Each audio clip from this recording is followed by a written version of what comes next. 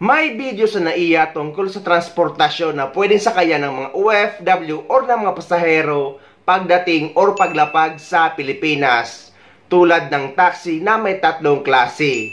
Una ay ang coupon taxi, pangalawa ang yellow metered taxi, at pangatlo ang regular metered taxi na may dispatch slip na doon makikita ang patakaran sa paggamit ng metro or meter. Ngunit iba sa na-experience ng isang pasahero kasama ang asawa at anak niya na doon daw sa dispatch slip or sa pagkuha ng dispatch slip ay walang angal si manong taxi driver na gagamit ng metro.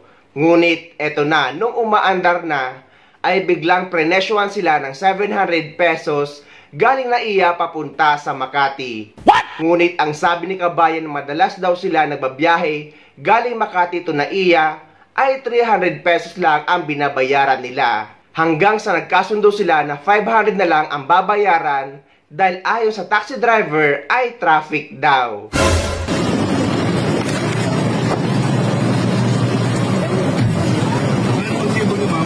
Yes, sa ano po kami, West Rembo, Makati. West Rembo? Apo, ito po.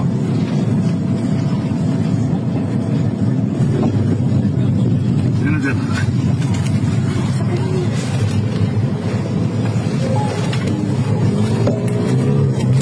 Sir, 700 na ba hatiran namin doon sa West Rembo? Ha? 700. Bakit 700? 700 po? Oo. Hindi ba kayo metro, kuya? Ano ba, regular rate? Pati nga po yung resibo, kuya. Oh, ito.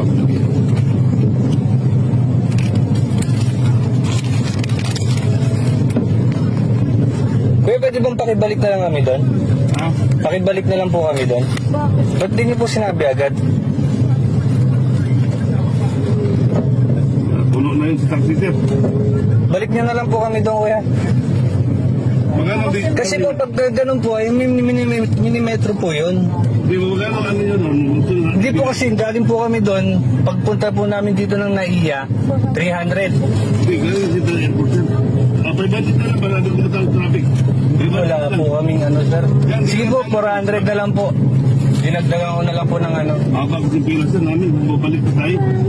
Kasi mapuno agad yun eh. Akala ko naman po, ano po kayo doon na ano. Hindi ka natalo. Ang gas na lang. Dahil hindi po kayo umangal po kanina doon sa ano. Bakit tayo naman silang traffic? Ang gas na lang sir. Oh, dito nga sir sa baba. Napagano no. Sa traffic.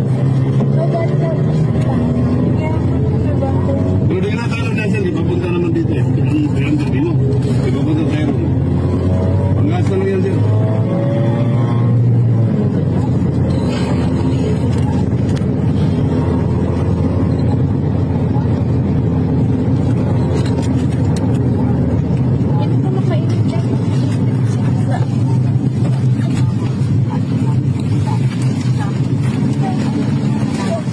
Ito ang nakakainis sa NAIA dahil hanggang ngayon may mga taxi driver pa rin na nananaga ng presyo sa pamasahe.